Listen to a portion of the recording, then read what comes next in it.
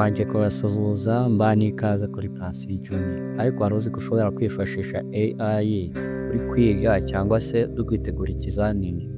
Urugero, ushobora gukeretinga ibibazo ushobora kubazwa mu kizamini, ufashe igitabo cyawe cyangwa se note uri kwiga ukabaza AI ikagukoreramo ibibazo. Icya kabiri, ushobora gufata igitabo cyawe ukagihinduramo amajwi ukiga uri kumva amajwi apana gusoma igitabo. Iyi AI ni ingirakamaro cyane, yitwa Notebook LM. Notebook LM uraza kuri search bar cyangwa se muri browser yawe, muri search bar ukandikamo Notebook LM. Ukimara gukanda Notebook LM uza kuri first link, noneho ukaza hano handitse try Notebook LM. Ukimara kuhakanda hano handitse Notebook LM, ngewe uri kubona nsanzwe nyikoresha iyo ndi kwiga. Uraza hano handitse create new, ibimeze gutya iyo ugiye kuyikoresha bwa mbere. Hano noneho uraza ugashyiramo note zawe cyangwa se igitabo. Hano kirimo igitabo, hano kirimo kino gitabo cya History Senior 6. Noneho urategereza kaba uploaded hano.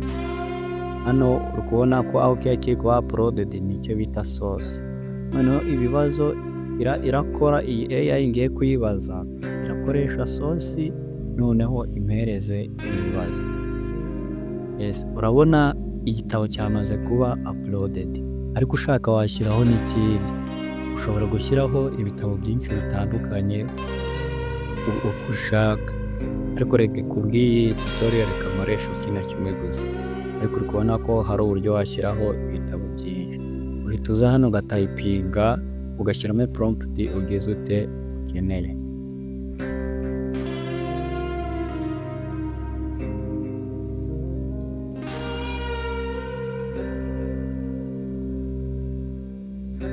Ukaza ugakanda hano handitse generate. Mu minota mikeya igiye guhita inkorera biriya bibazo nisabye kandi byerekeranye na note. Yes, nk'uko mubibona ibibazo yahise igira ute, yahise bimereza ibibazo 50 ngize ute nisabye. Icyo ukora uraza ukaza ugakanda hano handitse copy, ugahita uza ukabipestinga muri Microsoft Word.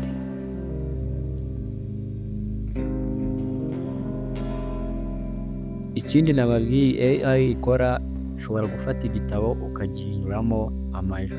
Uza hano kuri audio overview, ukaza hano handitse generate.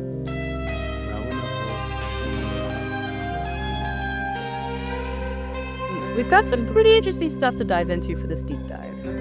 Yeah, looks like it. Looks like we're looking at some Rwandan history and culture today. Yeah, definitely a lot on Rwandan history and culture. This looks like it's like a history. Izo nk'uko ubyumva ushobora kwiga wumvishije amajwi cyangwa se ugakoresha AI ugakeretinga ibibazo ushobora kugufasha gutsinda ikizamini icyo ari cyo cyose. Ushobora kuba icy'akazi cyangwa se ikizamini cyo mu ishuri.